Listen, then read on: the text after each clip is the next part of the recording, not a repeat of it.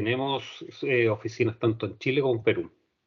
Bien, con esta breve descripción un poco, para explicarle ahora nuestro invitado, que es nuestro invitado de la casa, que ha desarrollado diversos trabajos y los quiero compartir con ustedes. Con nosotros hoy día nos acompaña Rubén Centeno, gerente de estudio Beam Construction Management de la Universidad de Columbia, líder de equipos de trabajo en el ámbito de la gestión de la construcción y financiamiento de proyectos. En el ámbito gremial, Rubén participa y ha participado en la elaboración de distintos documentos técnicos para la CDT, Cámara Chilena de la Construcción, Consejo de Políticas Públicas, Instituto de la Construcción. Bueno, Rubén, y mucho más que podríamos estar, que se dio largo tiempo explicando toda tu participación en estos estudios. Así que muchas gracias por estar acá, darte este tiempo y compartir tus conocimientos con todos los que nos acompañan y además agradecerle que nos estén escuchando. No, gracias, Julio. Como siempre, un agrado participar de todos los webinars que desarrollamos, sobre todo en la parte más que nada que es coyuntural, ¿cierto? Que tiene que ver con los costos de construcción, que tiene que ver con la alza y obviamente qué podemos hacer con ellos para optimizar los proyectos. Bueno, voy a iniciar la presentación. No sé si... primero que todo, agradecerle a toda la gente que nos acompaña, tanto de regiones como de Santiago. También agradecer a nuestros clientes también que nos permitieron levantar esta información. Es una información que no es que hayamos generado en el último tiempo. Nosotros llevamos generando bases de datos desde el año 2012 en adelante. Por lo tanto, tenemos una historia larga respecto a cómo nosotros vamos almacenando y registrando los datos. Y además de eso, nosotros en el 2019 iniciamos un proceso arduo de muchos estudios y análisis respecto a los proyectos que nosotros estamos gestionando, propiamente tal. En ese ámbito levantamos un montón de información, generamos nuevas metodologías de optimización de proyectos, pero nunca nos imaginamos en el 2019 que iba a ser tan importante como ahora respecto al incremento de los costos de construcción. La presentación que les voy a mostrar se divide básicamente en dos partes. Una primera parte muestra los resultados y el análisis del alza de construcción durante el 2021, mostrando algunos indicadores y algunos costos acumulados respecto a los principales materiales del sector de la construcción. Y una segunda parte es, en virtud de ese escenario y el cómo se ha desarrollado y cómo se han ralentizado los proyectos de construcción, tanto en infraestructura pública, energía y proyectos de edificación en altura, es qué podemos hacer para poder optimizar los costos sin impactar la calidad de esto y obviamente sin hacer cambios, por ejemplo, a las terminaciones o bajar la estándar de los proyectos. Entonces, en ese ámbito, lo primero que les voy a mostrar es los datos que hoy tenemos. Estos son datos extraídos desde el balance de la Cámara Chilena de la Construcción, que es como para darle un marco general, donde ellos indican que durante el 2021 el precio del acero subió aproximadamente 200 pesos por kilo, en promedio. Perdón, Rubén, ¿sí? Rubén, no se estás presentando porque no se ve. Ya, a ver, voy a volver a presentar. ¿Se ve ahí? Sí, muchas gracias. Perfecto, gracias. El índice de precios a la edificación, que es el índice de precio del productor más que nada, tuvo un alza de cerca del 25%. Esto quiere decir que los costos de los productos fabricados y gestionados en Chile subió un 25% durante el 2021. Luego tenemos que lo que proyectan que el mercado inmobiliario va a caer cerca de un 17%. Y la vivienda pública, la creación de nuevas viviendas públicas también va a caer cerca de un 2,2%. El índice de precio del productor proyectado para el 2022 es entre un 15 y un 20%. ¿Qué quiere decir esto? Que los proyectos van a seguir, o los costos de construcción, de acuerdo al balance y la proyección que hace la Cámara Chilena de Construcción, va a seguir subiendo. No se van a estancar ni bajar, sino que estos precios van a seguir aumentando su costo durante el 2022. ¿Qué es lo que nosotros aportamos frente a estos datos? esta es la primera llamada de alerta, ¿cierto? Bueno, como les comentaba, nuestra base de datos que es histórica desde el 2012 en adelante, levantamiento en obra, cabe destacar que DRS tiene más de 90 proyectos en paralelo trabajándose en gestión o en construcción, y además nosotros somos una empresa que es imparcial, tenemos una visión cliente y constructora imparcial, por lo tanto los datos que nosotros manejamos no tienen ningún grado de sesgo ni nada por el estilo, sino que son datos duros que son los que refleja la constructora o bien los que puede manejar cualquier mandante de infraestructura pública, minería o inmobiliaria para su manejo de indicadores de costo de construcción y proyecciones. En ese sentido, nosotros para hacer este estudio levantamos 89 proyectos en total. De esos 89, 2 proyectos son de infraestructura y energía. Y la superficie promedio entre los proyectos que nosotros analizamos son de 12.000 a 120.000 metros cuadrados. O sea, aquí, como siempre, en esta parte me consultan mucho, es cómo se maneja tanto volumen de datos. Y la respuesta es que aquí aplican solamente las variaciones porcentuales. Y nosotros también recibimos como labor también de nuestra parte de terreno muchos adicionales de obra, gestión de aumentos de contratos, etcétera. Por lo tanto, tenemos constantemente información respecto a lo que se está cobrando directamente en terreno y pasan por la revisión de nosotros. O sea, no solamente estadístico, sino que es un dato que ya está revisado, validado por los profesionales en terreno. En ese contexto, lo primero que les quiero mostrar es una gráfica del alza acumulada mensual durante el 2021 en pesos de los principales materiales en construcción. La primera curva que ustedes ven en rojo es la curva del acero, el incremento que tuvo el precio del acero durante el 2021 y que como ustedes ven acá, subió entre enero del 2021 y enero del 2022, subió un 50% su precio basal en pesos. Si nosotros seguimos con el precio del alambre de cobre, que es considerando como una de las partidas críticas en la mayoría de los proyectos la instalación eléctrica, el precio del cobre subió casi un 35% acumulado. El precio de la madera, que dependiendo del tipo de proyecto me puede afectar más o menos, fue de casi un 30%.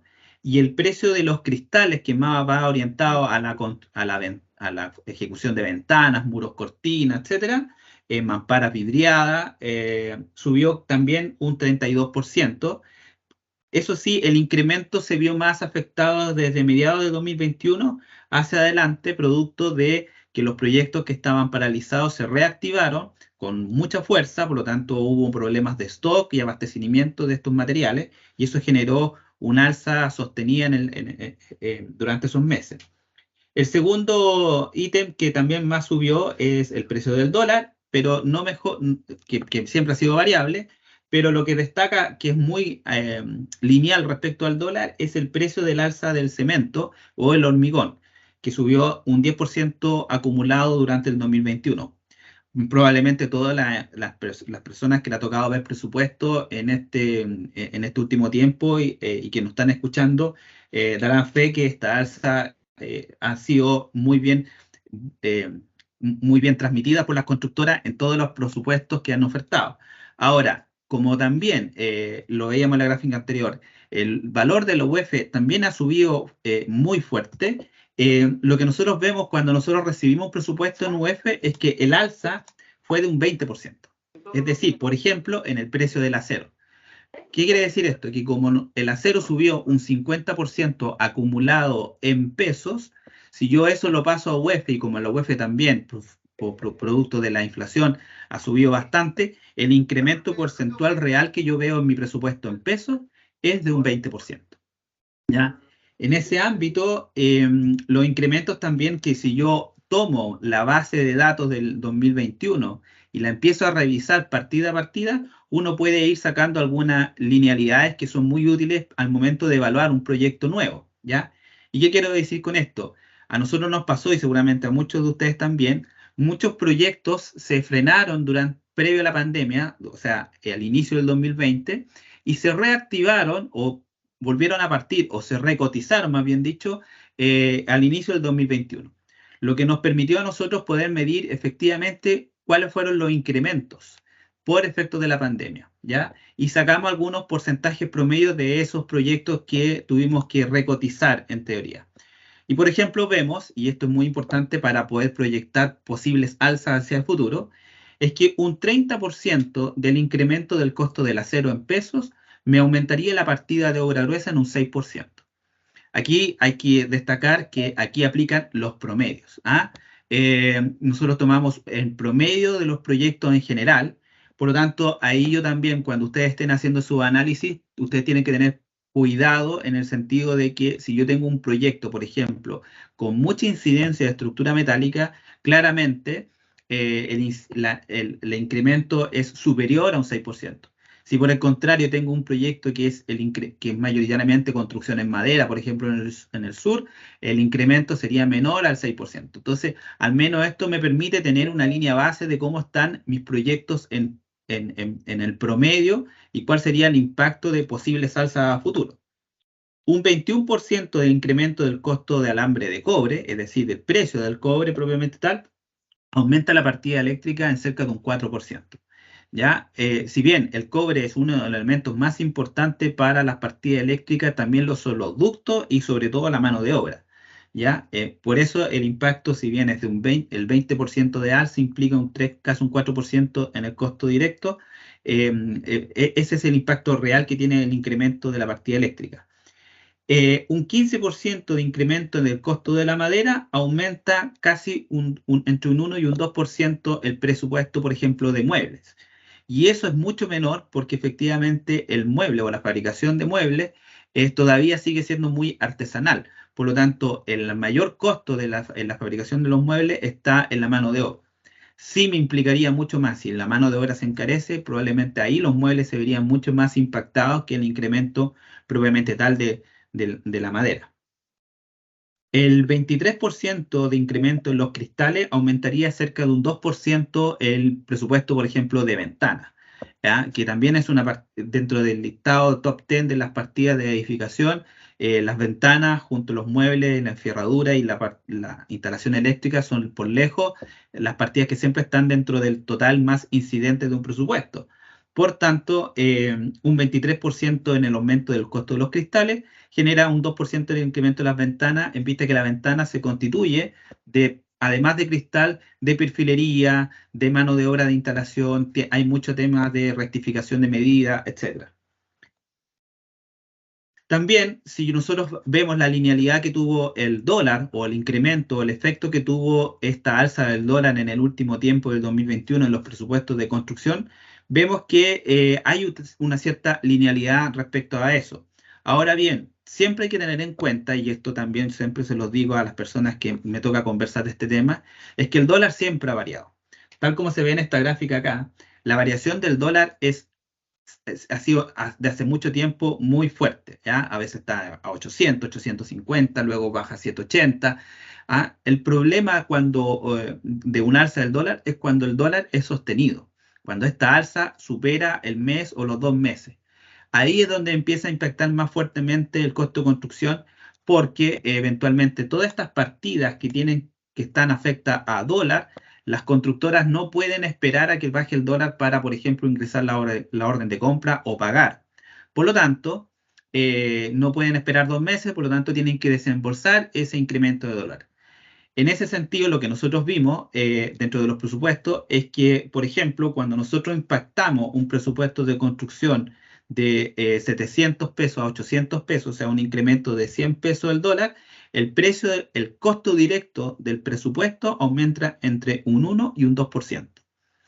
¿Qué quiere decir en términos prácticos? Normalmente, dentro de las notas a la oferta de un presupuesto cualquiera, ya sea de infraestructura, edificación en altura, equipamiento médico, etcétera, se indica el precio del dólar con que se presupuestó, ¿ya? 800, 850. Por lo tanto, si yo deseara, por ejemplo, mitigar ese efecto y decir, ¿sabes qué? Yo necesito que esto sea a una suma alzada completa y por lo tanto considero un dólar de 800 pasa a los 850 o a 900 para quedar más resguardado, probablemente ese presupuesto se vería incrementado en un 2% en el total. Eso es más o menos el impacto que tiene. Hay que considerar que no solamente las partidas que están afectadas a dólar, como son los equipamientos, equipos de clima, ascensores, algunos revestimientos, son los únicos que se ven afectados. También plantas productoras como plantas de hormigones, plantas productoras de yeso cartón, etcétera, hacen sus mantenciones y su regularización técnica de equipo a través de elementos o mantenciones traídos desde afuera. Por lo tanto, también eso afecta en la operación de esa industria y por tanto eso se repercute en el precio del producto. También algo muy, muy fuerte que ocurrió durante el 2021 es la entrada en vigencia de la nueva normativa eléctrica, que está orientada básicamente a proyectos de edificación, pero orientada en específico a algunos cambios a los proyectos que tuvieron ciertas obtenciones de permiso desde el 12 de junio de 2021 y en algunos casos un poquito más atrás en el sentido de que tengan proyectos ingresados y validados por la municipalidad antes. ¿Ya?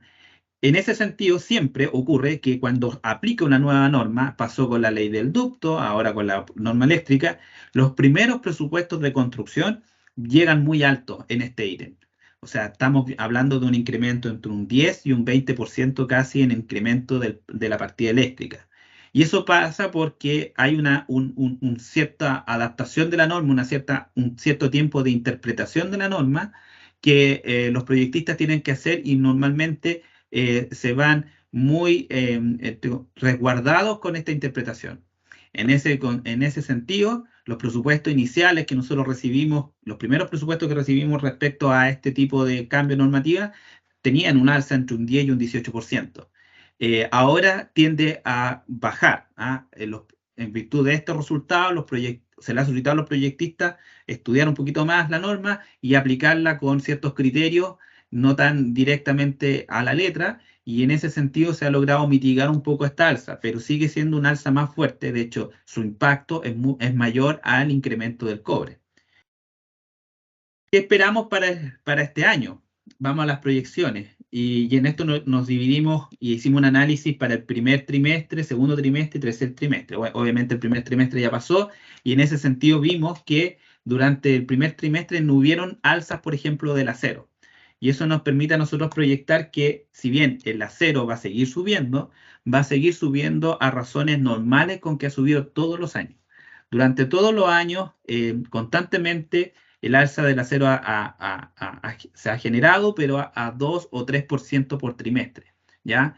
A veces llegaba, no sé, cada 6 meses una carta que indicaba un alza del 5%, cada 3 meses un alza que indicaba un 2 o 3%. Por lo tanto, en ese sentido, esto se mantendría estable a razones normales. Algunos materiales ya tenderían a la baja. ¿Qué quiere decir esto? Que como existe o va a existir una contracción del mercado de la construcción, muy probablemente los problemas de stock de algunos materiales, como algunos revestimientos, lo que mencionaba antes de cristal y ventana, van a bajar. Es decir, ya no van a haber este estrés de tener o no materiales en stock. Por lo tanto, lo que se proyecta es que en virtud de que haya stock dentro de Chile, en las áreas comerciales de esos productos empiecen a generar un poquito más de competencia y por tanto reducir un poco el precio de venta de esos materiales. Ahora sí, estos materiales no lograrían generar un ahorro efectivo dentro del presupuesto total porque estos materiales que tienen problemas de stock y están incrementando algunos costos no son los más incidentes dentro del presupuesto total. Por lo tanto, no lograrían generar un alza efectiva total en el presupuesto, pero sí reducirían algunas variables. Si todo sigue igual, esto cambia constantemente, el dólar estaría en torno a los 800 pesos, moviéndose en esos valores. Por lo tanto, lo más recomendable sería solicitar los presupuestos que ustedes estén gestionando en ese ámbito. Ahora vamos a las políticas públicas, y esto es muy importante porque muchos están con mucha incertidumbre respecto a todo lo que se está mencionando en las publicaciones, en las leyes, en los proyectos de ley más que nada, respecto a regulaciones públicas que van a impactar definitivamente en el costo de construcción.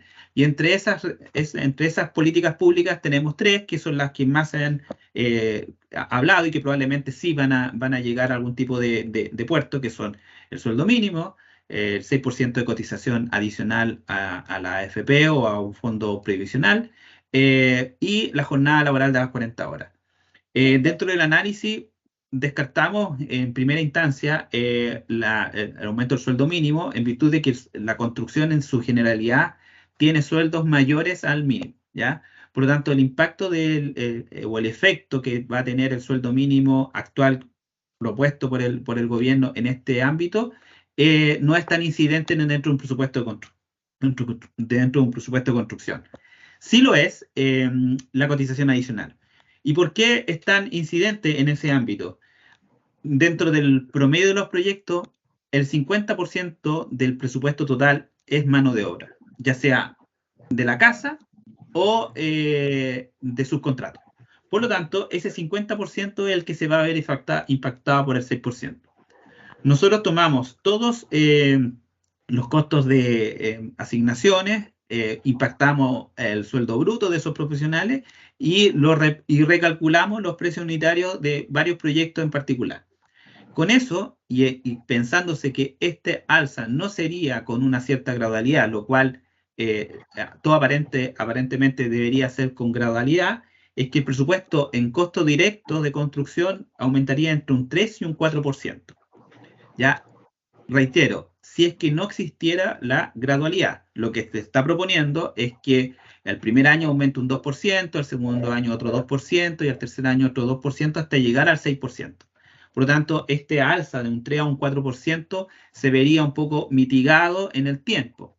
Ahora bien, en los proyectos que son de largo aliento, es decir, de 24 o 30 meses, claramente una variable a considerar sería esta alza, porque si bien la constructora no lo va a considerar desde un principio, lo más probable es que a mitad de camino se pueda generar un adicional de obra por este efecto, pero el impacto promedio que podría generar esto es de un 3 a un 4% para integrarlo dentro de las proyecciones que tengan todos los que nos están escuchando. Otra proyección que nosotros hicimos fue la reducción de la jornada laboral. También es muy probable que esto sea gradual según el tamaño de la empresa, ¿ya? Ahí también es complejo manejarlo porque las empresas constructoras se consideran como grandes empresas por el monto de la facturación, pero los subcontratos, ya sea de estructura metálica, de instalación eléctrica, etcétera, son en su mayoría pyme o mipyme. Por lo tanto, en ello aplicaría posterior, en teoría, de acuerdo a lo que está ahora previsto. Sin embargo, como la obra la maneja la constructora, probablemente todo estaría en el marco del horario de la constructora. En ese sentido, nosotros hicimos la evaluación sobre dos supuestos. El primer supuesto es que impactáramos el plazo de la obra, es decir, trabajamos solamente de lunes a viernes, a excepción de los sábados, para mantener las 40 horas, pero aumentamos el plazo de la obra por efecto de la improductividad que se va a generar o la productividad menor que se va a generar por este menor jornada laboral. Y el segundo caso, o el segundo evaluación hipotética que hicimos, fue que mantuviéramos el plazo, pero se incrementara la jornada laboral del sábado, por ejemplo, mediodía hasta 5 horas adicionales, pero pagándose como una hora extra. En ese ámbito, nosotros vimos que el incremento porcentual sería un 2% para el caso en que se extiende el plazo, porque solamente el incremento se vería afectado a los gastos generales de la obra, y un 2,8% en el caso de que se tuviera que pagar hora extra, ¿ya? O sea, si a mí me tocara decidir, dependiendo de mi tipo de proyecto, yo tendría que decidir o doy más plazo y mantengo un presupuesto dentro de un alza de un 2%, o mantengo el mismo plazo y consigo un alza de casi un 3%. Obviamente todo esto depende del proyecto. Si yo tengo, por ejemplo, una planta productiva que tiene que salir a producir en diciembre o en enero, no puedo extenderme más en el plazo, por lo tanto tengo que desembolsar un 3% más. Pero si yo tengo un proyecto donde tengo ciertos márgenes de tiempo donde pueda entregar y atrasarme un poco, tengo una cierta holgura, probablemente me va a convenir la otra opción. Ahí todo depende de lo que decían ustedes. Eh, Todo esto son alzas y son alzas que van a venir. Y las proyecciones que tenemos es que seguirán siendo alzas, por lo tanto, los costos de construcción van a seguir aumentando, ¿ya? Si ya tenemos un alza promedio en total, los presupuestos pre-pandemia, post-pandemia subieron casi un 20% en algunos casos, eh, y los materiales a nivel mundial están caros, no solamente en Chile. O sea, en estricto rigor estamos viviendo una segunda pandemia, una pandemia más económica, y en el sector de la construcción una pandemia del ámbito del costo de los materiales.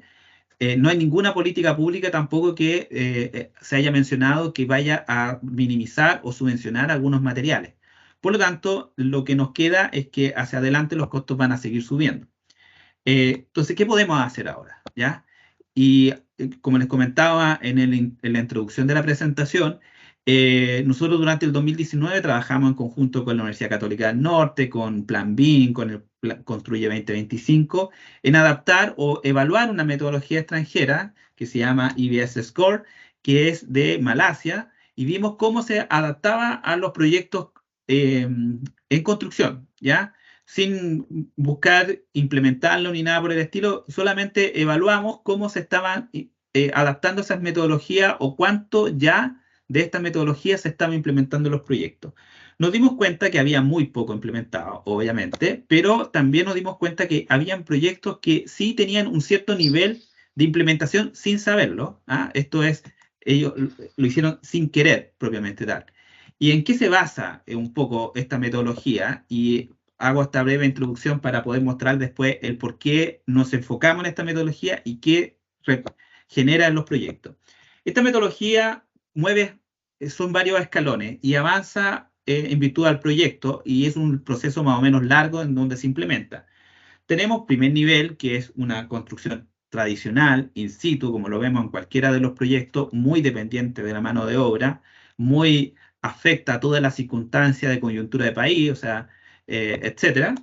Y si nosotros luego generamos una situación más estandarizada, es decir, volúmenes, o bien estandarización de medidas en función de minimizar, por ejemplo, la pérdida de los materiales o algo por el estilo, ya estamos en un segundo nivel. Y lo pongo como ejemplo, hay proyectos de edificación que tienen 30, 40 modelos de ventanas diferentes, 50 modelos de puertas diferentes, tipos de porcelanato, tipos de revestimiento, 10, 15 revestimientos diferentes en un proyecto habitacional, en un proyecto de infraestructura pública también. Hay muchas partidas diferentes que las instalaciones son muy complejas porque las instalaciones se tienen que adaptar a una arquitectura, a una cabida, a un programa médico, por ejemplo, los proyectos clínicos hospitalarios. Entonces, hay poco de estandarización. Cuando yo estandarizo un proyecto, me permite replicarlo N veces. Y si yo lo puedo replicar N veces, puedo industrializar. Por ejemplo, y ese es el paso, por eso es in situ, estandarizar y luego industrializar. Hay muchas mandantes que dicen voy a traer elementos prefabricados, industrializados en mis proyectos, y lo intenté y no me funcionó. Y es porque se saltan un paso. Y es porque no está la primera parte, que es la estandarización.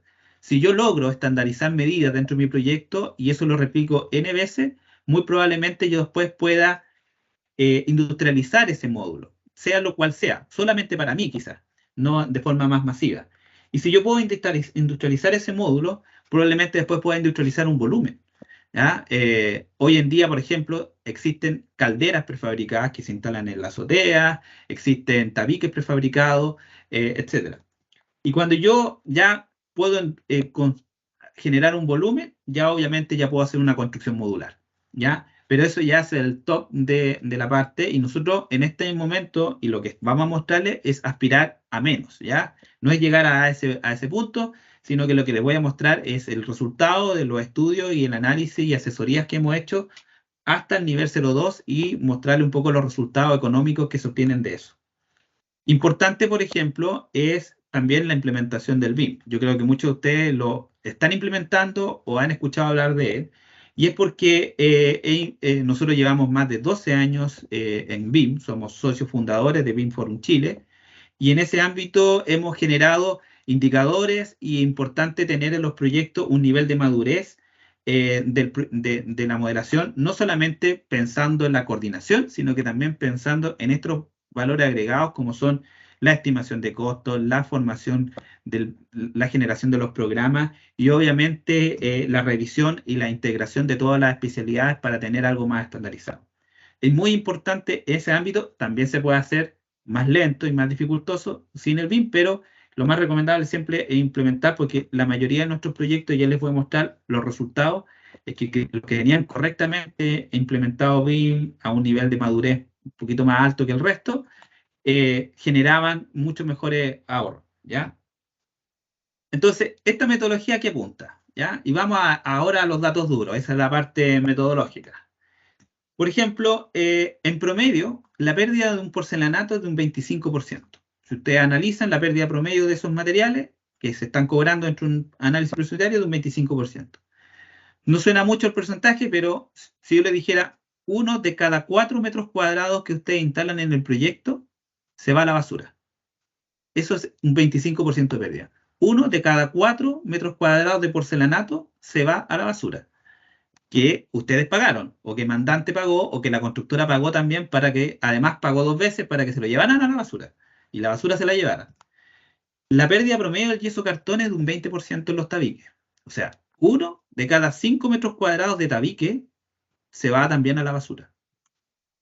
La pérdida promedio del acero galvanizado, muy similar al yeso cartón, 18%, ¿ya? También asociado a los tabiques. 1 de cada 5 metros cuadrados de tabique a la basura. La fabricación de ventanas, lo que evalúa a los proveedores al momento de presupuestar un edificio.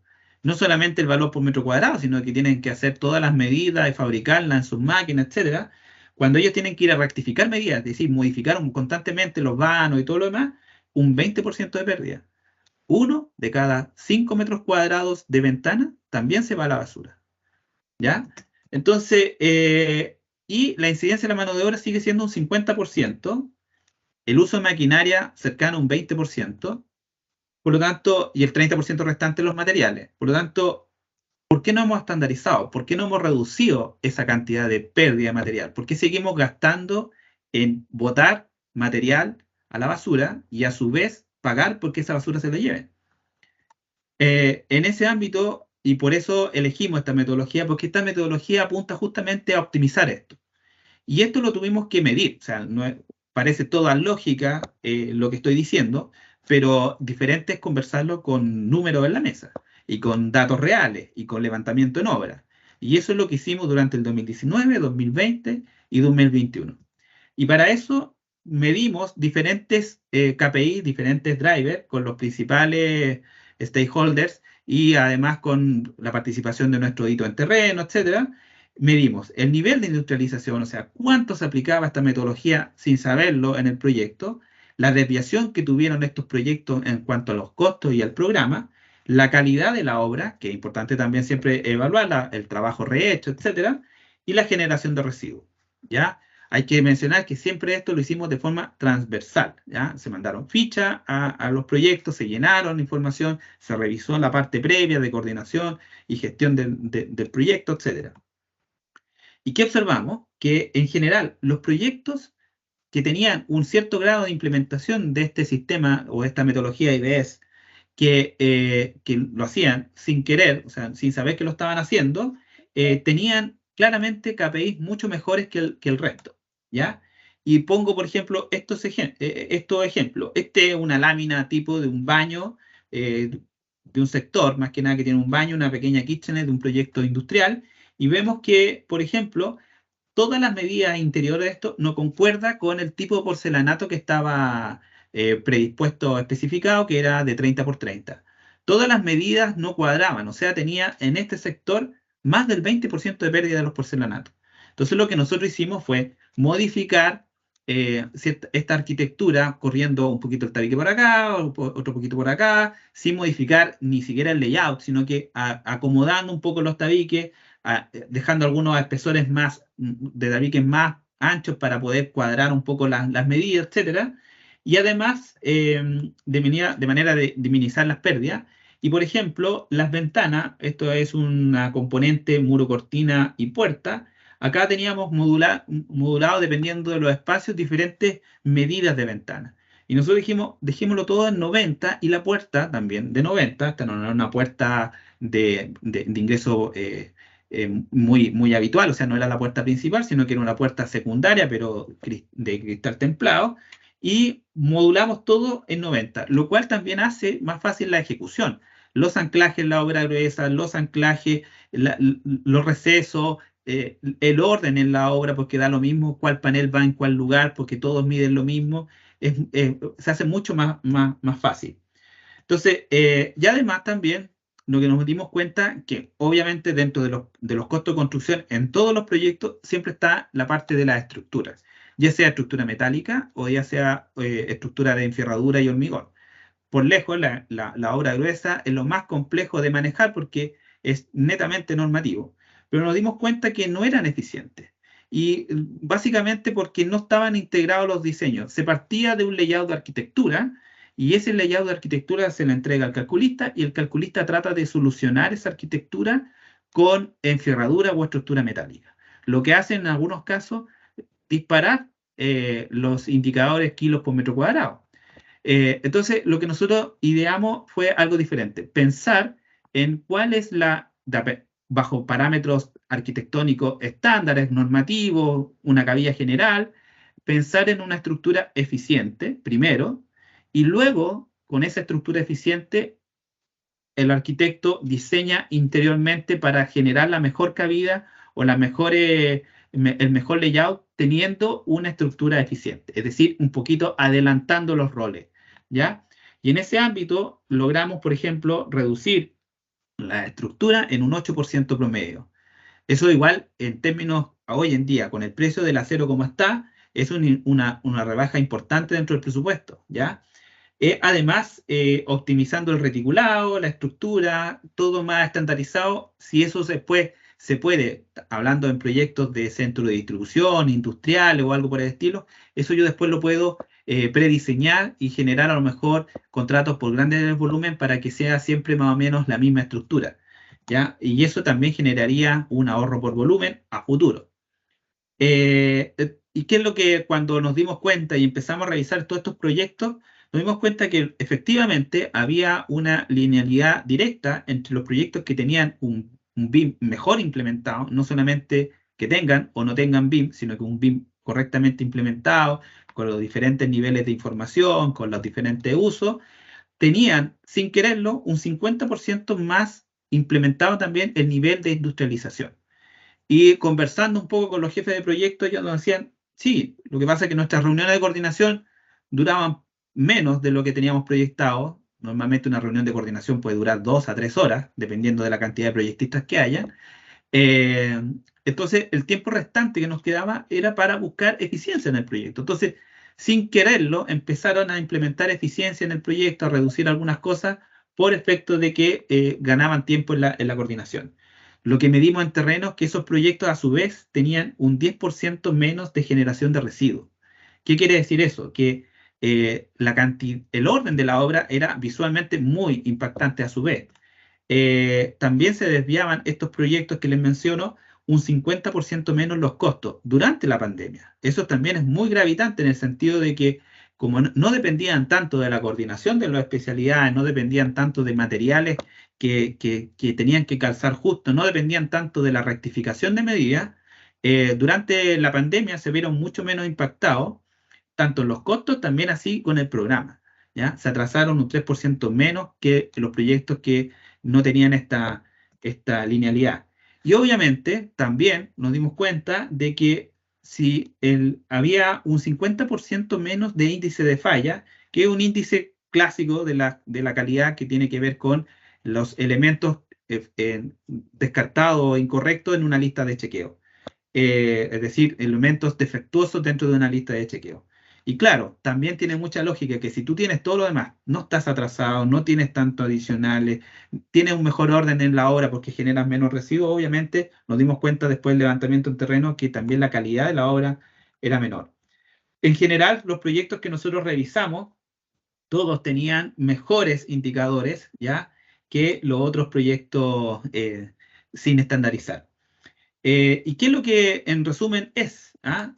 Es pasar de algo muy tradicional, ¿ya?, a algo más estandarizado y más ordenado.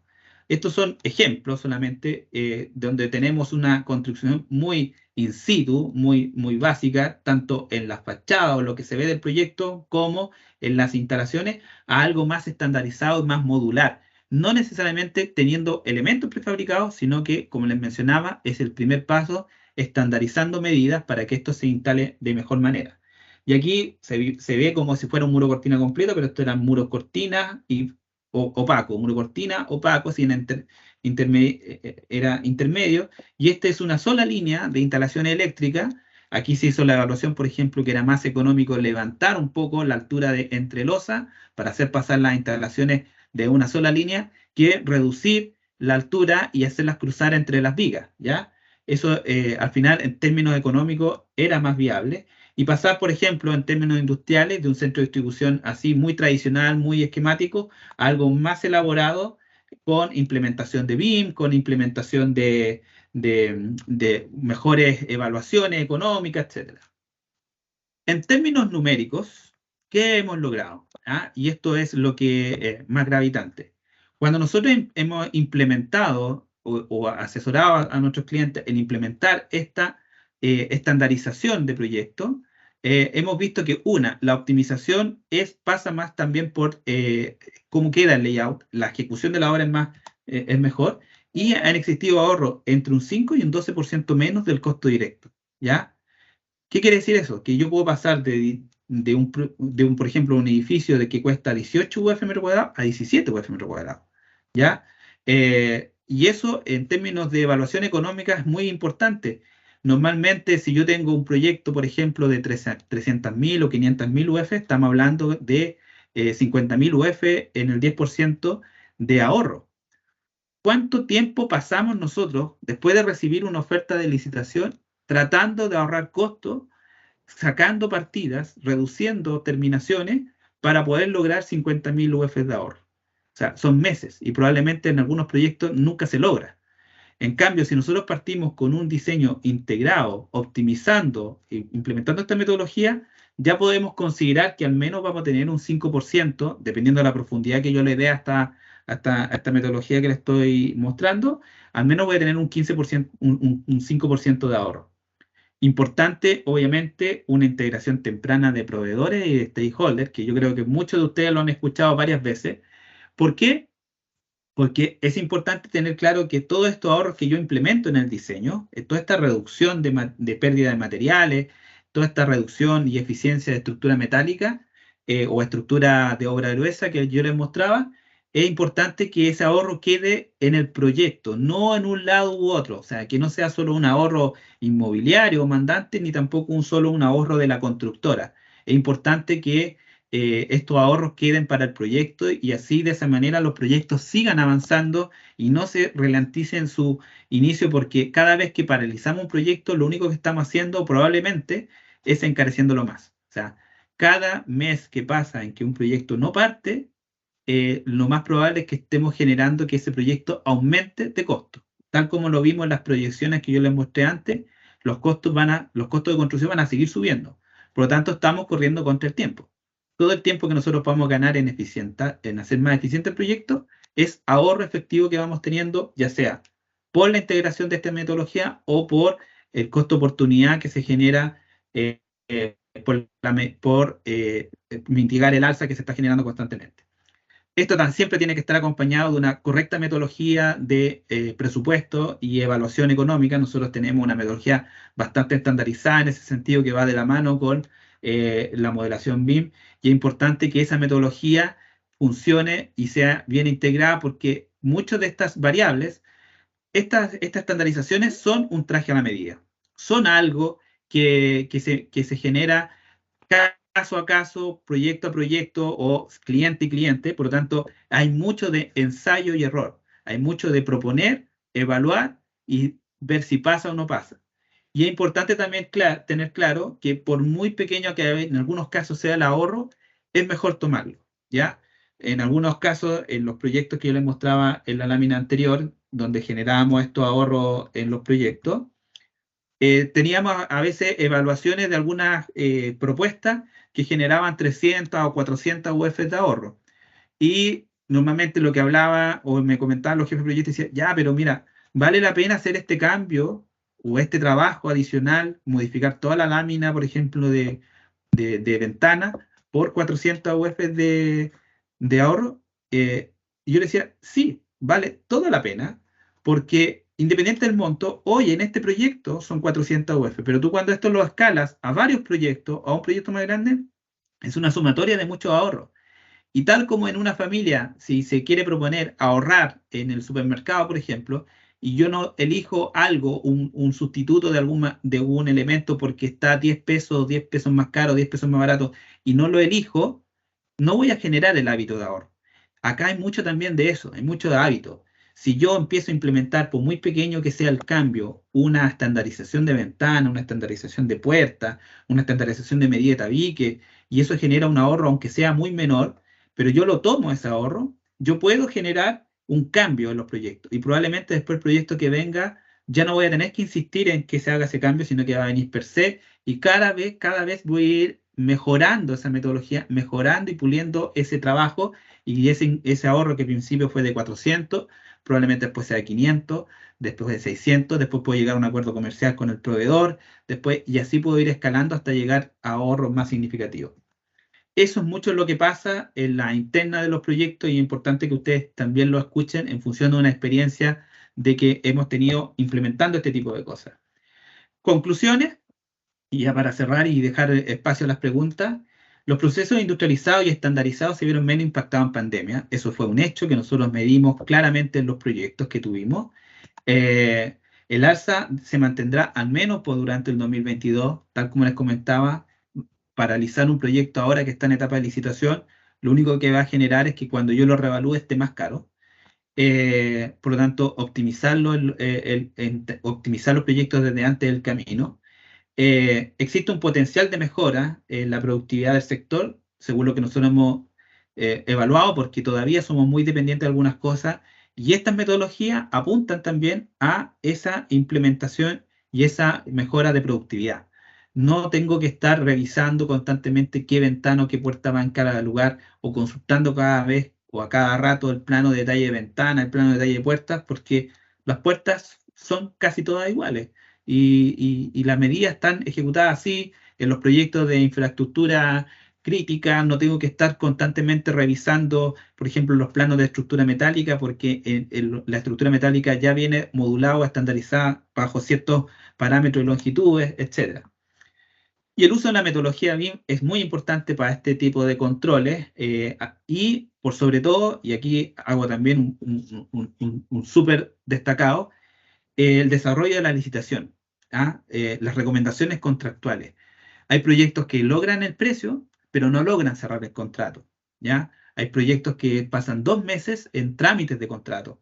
Nosotros ya nos ha pasado mucho y hemos asesorado a muchos clientes en ese ámbito y por lejos, a hoy en día, como los precios están tan sensibles y están tan apretados los márgenes, cada precio o cada porcentaje o cada cosa suma, sobre todo con todo lo que ha pasado con la pandemia, paralización, etcétera. Entonces, un acompañamiento correcto en la licitación, un análisis consciente de las notas de la oferta, un debido respaldo hoy en día como se está pidiendo que las constructoras presenten mejor los análisis de precio unitario, por ejemplo, los desgloses adecuados, qué partidas están afectadas o no a dólar, para que eso quede en contrato y eso me permita después manejar o aprobar más fácil un posible adicional o disminución de costos.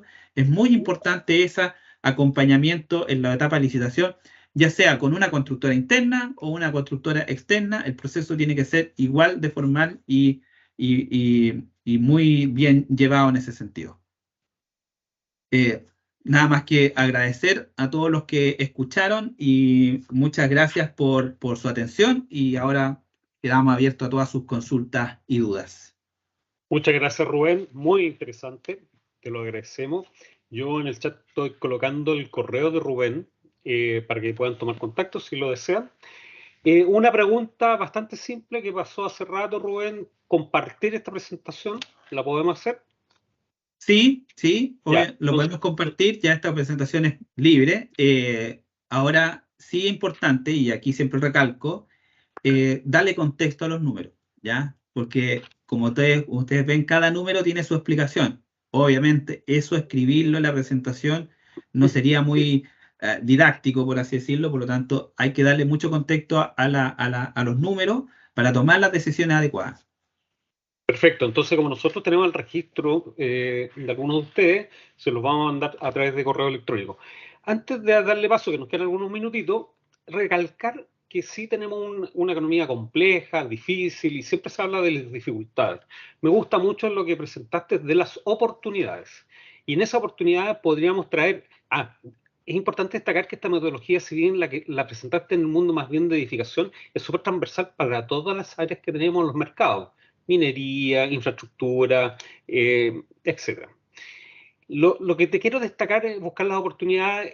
La otra vez visitamos un proyecto interesante ambos y se destacaba los hormigones compactados, que en este proyecto tenía dos módulos, ¿cierto? Un módulo, el plazo fue absolutamente normal y quizás se haya atrasado, pero el otro módulo logró zafar y retroceder en 4 meses el plazo.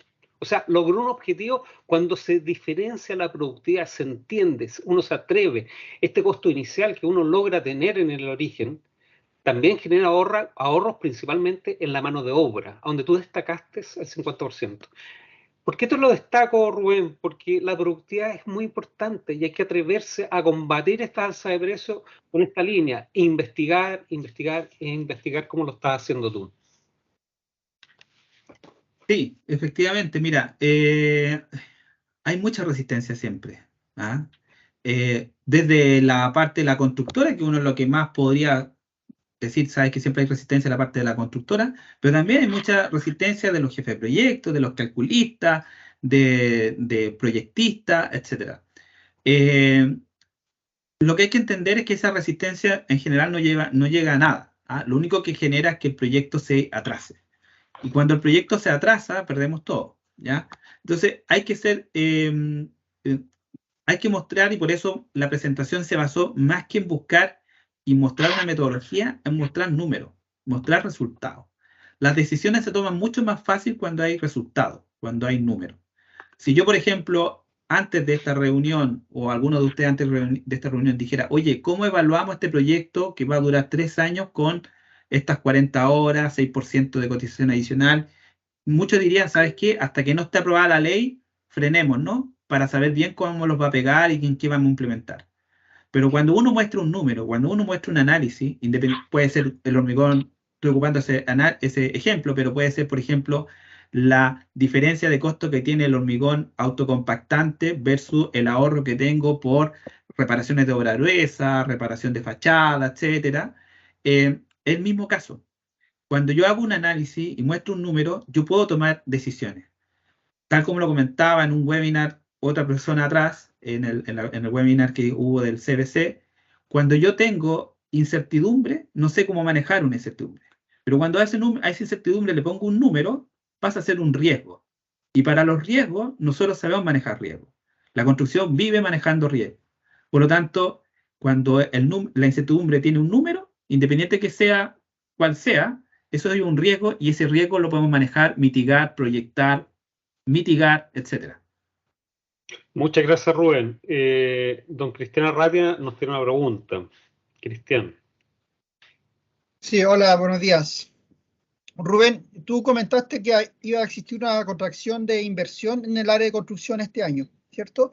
Lo que conlleva una disminución en la demanda de materiales. ¿Eso no implica que una disminución en los materiales y obviamente una disminución en los costos? Claro, sí, efectivamente, algunos materiales, no todos, van a bajar su precio, pero eso no van a lograr reducir el precio total. Por ejemplo, lo que yo veo es que el precio, por ejemplo, de los porcelanatos va a tender a la baja, ¿ya? Ahora, ¿cuánto pesa la partida de porcelanato dentro de un presupuesto? es menos del 1%. Entonces, si ese presupuesto baja un 3-4% ese ítem, no logra impactar otras alzas, como son, por ejemplo, el alza de la inflación, los materiales que se producen, probablemente haya un alza en las planchas de yeso cartón también en el tiempo, o un alza en el acero, que es mucho más incidente que cualquier otra alza que se venga. Por lo tanto, hay algunos materiales que sí van a bajar, pero no van a lograr bajar el precio total. Destacar también, Robert, que Chile es comprador de muchos materiales en el extranjero, por lo tanto tú mencionaste el dólar, hay que incluir el transporte, y por lo tanto hay un efecto importante independiente que se produzcan menos construcciones, que espero que no sea así, o sea, busquemos oportunidades para que esto se desarrolle de mejor forma. Bueno, y no sé si hay más preguntas. El chat, bueno, por ahí Francisco Domínguez compartió algunas experiencias, digamos, que lo pueden ver en el mismo chat. Les dejamos la posibilidad, digamos, de hacer más preguntas para los que lo deseen, que ha sido muy interesante. Yo creo que hay que aprovechar las oportunidades, vuelvo a recalcarlo, y buscar esas líneas, digamos, de trabajo con los resguardos necesarios que hay que hacer, obviamente. Parece que no tenemos más preguntas. ¿Ah? Por ahí apareció alguien más. Dame un segundito para ubicarlo. Hola, Don Diego hola, Pérez. Julio. Hola ¿Qué Julio, tal? hola Rubén. ¿Cómo Duarte. están? Muy bien. Dentro de los temas que tú comentaste, y estaba el tema de la estandarización y ya industrialización en algunos procesos, ¿qué otros temas, digamos, para mejorar la producción dentro de lo que es la construcción que pueda generar ahorro, ven ustedes como en un futuro que se puedan ir dando en forma más común o normal dentro de lo que es la construcción? ¿Ustedes visualizan algún tipo de tipo de construcción o producto que se vaya en esa línea? Gracias. Sí, mira, buena tu pregunta, compleja de resolver porque en general todos estos materiales, todos estos sistemas son traje a la medida. No todo funciona para todo. ¿Ah? Por ejemplo, a nosotros nos hemos visto que hay proyectos industriales que han sido eficientes con la estructura metálica y con elementos de estructura metálica, pero llega un punto en que probablemente por el tipo de lo que almacenan, su carga de combustible hace que después la estructura metálica se encarece demasiado y ahí tengan que cambiar a, por ejemplo, hormigón, ¿ya? Y ahí entran ya a lo mejor pilares de hormigón prefabricado, etcétera. Por lo tanto, dependiendo del proyecto, a veces hay que constantemente estar evaluando qué es lo más eficiente para cada caso, qué es lo que vemos nosotros, ¿ya? Y qué es lo que implementar pequeñas soluciones a no todo el proyecto, no ser muy ambicioso, genera mejores resultados y más confianza. Por ejemplo, en un proyecto en particular nosotros estamos implementando que todo el sector de bodega de la parte de edificio se haga con tabiques prefabricados. O sea, no meter o no implementar tabiques prefabricados para todo el edificio porque existe duda de cómo va a funcionar en la postventa, entre los departamentos, la tema acústico, pero sí yo lo puedo apuntar solo, por ejemplo, a la ejecución de bodegas interiores. Así también, por ejemplo, las calderas modulares que también van en la azotea, dependiendo si yo no tengo quincho arriba ni nada por el estilo, la puedo proyectar ahí. En proyectos industriales, lo que nosotros hemos visto en algunos casos es que dejar el layout para que, por ejemplo, algunos baños que son menos concurridos o camarines queden adosados en la parte del primer piso exterior y por lo tanto yo pueda implementar un módulo de baño prefabricado y adosarlo a este proyecto industrial, ¿ya? De manera de que ahorrarme todas las partidas críticas que tiene eso, también genera mucho ahorro y eventualmente si la dotación de las personas crece, yo pueda cambiar ese módulo y ampliarlo a una batería de baños más grande y volverlo a conectar de manera de poder ir escalando, por ejemplo, esa circunstancia, escalando, por ejemplo, la capacidad de ese centro de distribución sin tener que intervenir y así siempre ir pensando un poco más allá.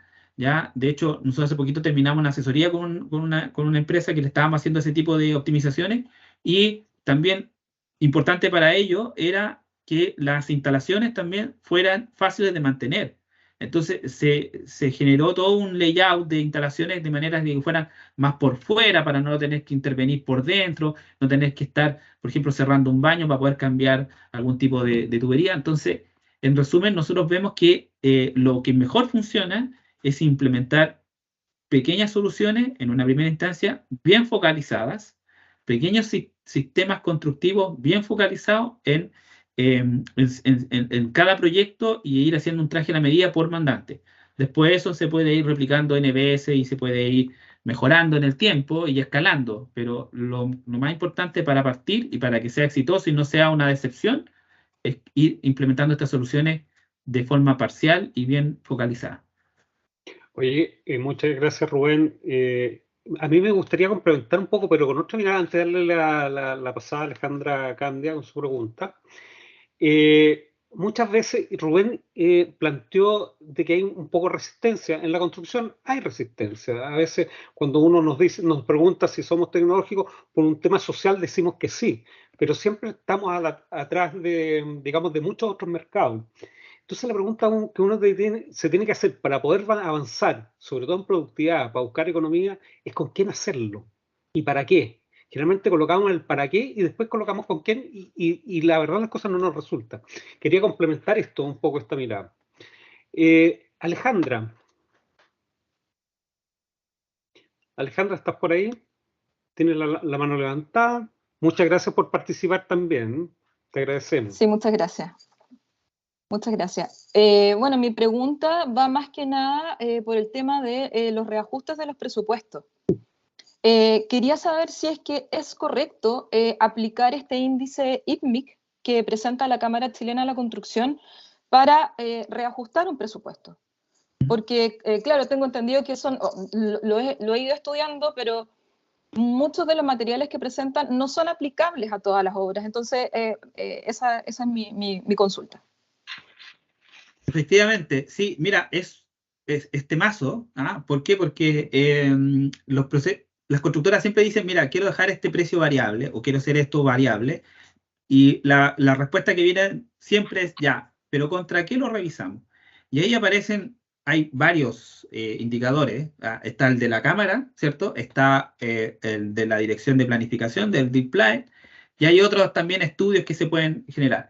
Pero el problema de eso es que son muy promedio, ¿ya? Por ejemplo, el factor de la Cámara funciona mucho para ver variaciones en lo general, porque están hechos desde una base de datos muy antigua. Por lo tanto, los materiales que tienen o los recursos que tienen son materiales también con cierta productividad antigua, ¿ya?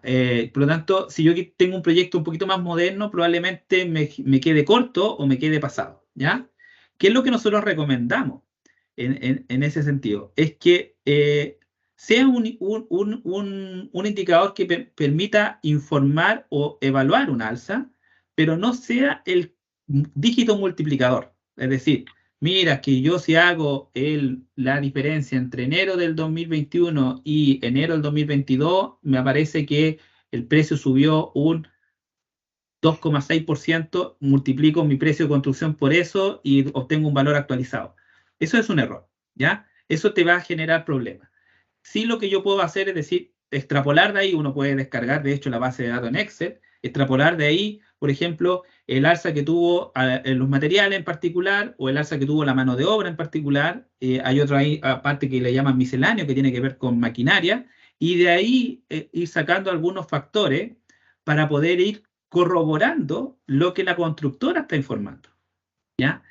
Ese es lo que nosotros a lo mejor lo ha funcionado, en el sentido de decir, ¿sabes qué?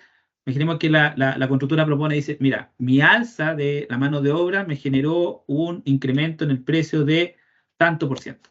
Entonces uno trae ese indicador de la cámara, saca, extrapola lo que efectivamente genera solamente mano de obra y lo contrasta. Los números deberían ser más o menos similares, ¿ya?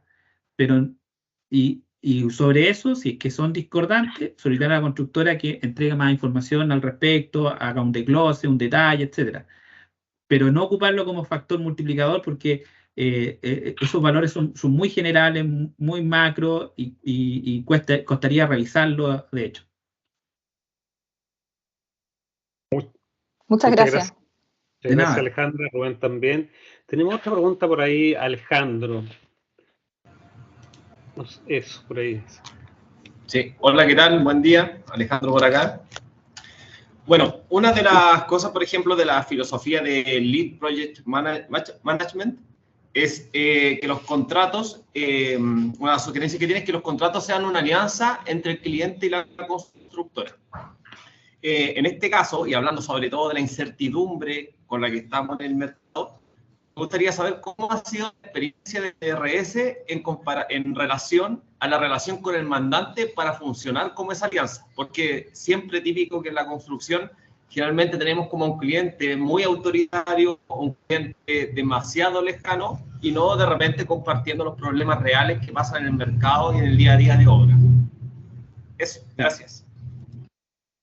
Sí, también muy buena pregunta, porque efectivamente las alianzas estratégicas es algo que se ha visto muy fuerte en el último tiempo. O sea, desde tener mandantes con constructora integrada, es decir, parte del mismo consorcio, a tener constructora socia, es decir, constructora una empresa, mandante otra empresa y tener una sociedad.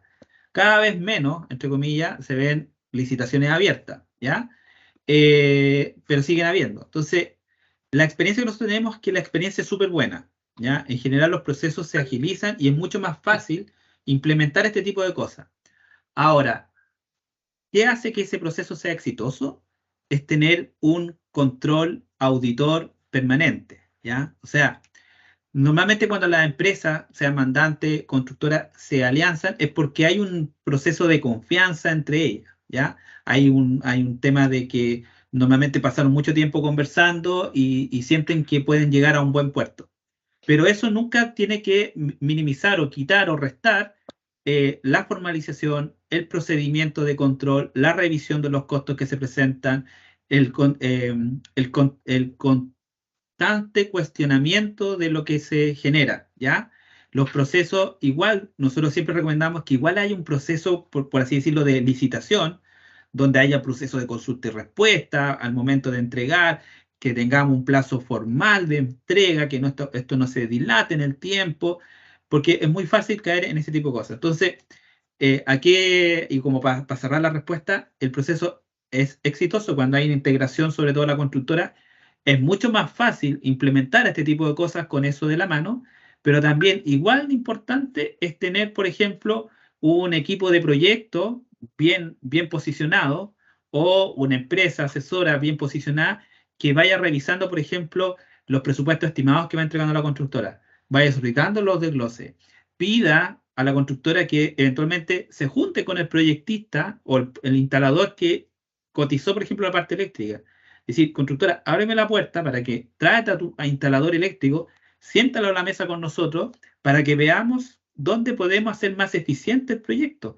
Entonces, eso es importante y siempre tener una contraparte técnica, por ejemplo, a lo mejor alguien también igual de especialista en la parte eléctrica que pueda hacer preguntas y respuestas. O sea, es la única manera de que ese proceso sea lo más exitoso posible y se logren los ahorros que se proyectan. Por eso en la última parte de la presentación yo decía que el proceso de licitación y contractual es clave, el cierre de contrato es clave en este tipo de metodologías porque es muy fácil que un ahorro potencial quede de un lado o de otro sin que se dé cuenta. Por ejemplo, si yo le digo a la constructora que implemente, por ejemplo, muebles prefabricados, y la constructora dice, ya, eso va a bajar a 8, y cuando era 6, va a generar un problema.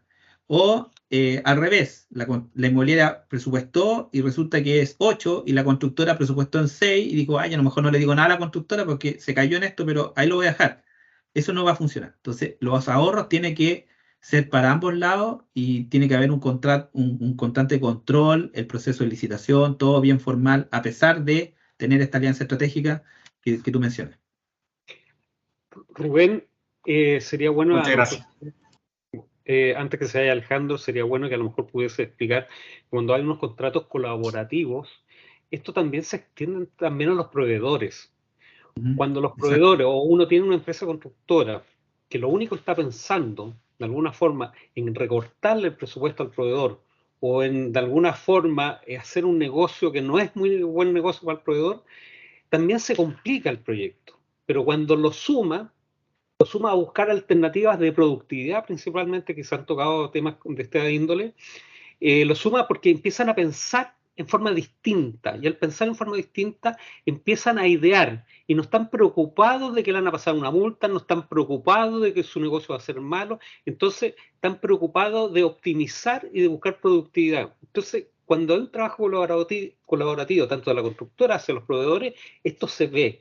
Y esto también se tiene que transmitir entre cliente y constructora, y también inspección técnica o gerenciamiento de proyectos. Y por lo tanto, tiene que hacerse un ambiente de colaboración. Aquí no se trata de que en el fondo se pierda dinero ni uno ni otro, sino que hay que buscar la mejor ganancia, digamos, del proyecto, ¿ya? Y que sea de buena calidad. No sé si te parece esa mirada, Rubén. Absolutamente. Y en ese sentido tenemos que acostumbrarnos a hablar de, oye, ¿cuál es el proyecto de ingeniería de muebles? ¿Cuál es el proyecto de ingeniería de ventanas? ¿Cuál es el proyecto de ingeniería de obras exteriores? No solamente el plano de detalle de ventana, no solamente el plano de detalle de muebles. Tenemos que empezar a hablar y empezar a meter dentro del lenguaje que esas partidas tienen que ser implementadas con un proveedor o un proyectista que sepa bien del tema y que pueda hacer un plano de detalle, de manera de que yo ese plano, por ejemplo, de ingeniería de muebles, lo pueda llevar a una fábrica y poder meter esos planos o esa ingeniería de muebles a un proyecto y sacar, por ejemplo, muebles prefabricados desde esa planta, ¿ya? Sin cambiar el estándar. Y pueda esa misma ingeniería de muebles llevarlo a otro proveedor y sacar también muebles prefabricados de ahí. O sea, ese es el valor agregado. Y no tenga también en las ventanas, por ejemplo, la típica discusión de que este proveedor es bueno porque las ventanas no funcionaban perfecto, este proveedor es malo porque el riel no era tan bueno de calidad. Y eso es porque en rigor no es que lo haya hecho mal, sino que consideró una ET diferente, una especificación diferente que él decidió, ni siquiera nadie le dijo. Entonces, por ahí pasa un poco el que tenemos que empezar a hablar de ese tipo de proyectos también, integrando, como dice Julio, estos proveedores en la cadena un poco antes. Y lo más probable es que algunos se queden atrás, porque no les va a costar adaptarse a esta mirada. Bueno, Exacto. muchas gracias, Alejandro, también por tu invitación. Muchas gracias. Parece que no tenemos más preguntas, Rubén, estamos incluso pasados. Sí. Les queremos agradecer principalmente este ciclo webinar que vamos a tener durante el año. Seguramente lo vamos a tener en el mundo más también de infraestructura, temas tan interesantes como el departamento que dirige Rubén. Así que nada, pues Rubén, te queremos agradecer. Le queremos agradecer a nuestros invitados también que hayan participado y motivarlos para el futuro, que estén atentos a nuestras invitaciones también. Este es un espacio para que te puedas despedir. No, mira, muchas gracias siempre. Obviamente, a mí me encanta hacer este tipo de cosas y mostrar este tipo de información porque siento que van a aportar a la industria y todos ganamos con eso. Así que agradecido a todos los que nos escucharon, a todos los que tomaron apunte, a todos los que van a llegar con idea a su trabajo, a su quehacer. Y también mis contactos, mis datos están todos ahí en el chat. Si necesitan algo, también me pueden contactar, no hay problema. Y conversamos y le ayudamos también a llegar a buen puerto en su proyecto, en su empresa. Muchas gracias. Muchas gracias, Rubén. Los dejamos invitados para futuras webinar. Nosotros seguimos internamente haciendo algunos café que le llamamos Café Con, digamos, a ver si también se los vamos a compartir en algún minuto para que puedan también participar. Parece que hay un micrófono abierto, pero el minuto de despedirse, así que cualquier consulta lo pueden dejar en el chat, se lo responderemos en forma interna, nos dejan su correo si es necesario o se contactan con nosotros, así que tengan buen día, una muy buena semana y el fin de semana disfruten mucho con su familia. Así que muchas gracias. Chao, Rubén. Gracias, que estén bien. Gracias. Chao, chao. Chao.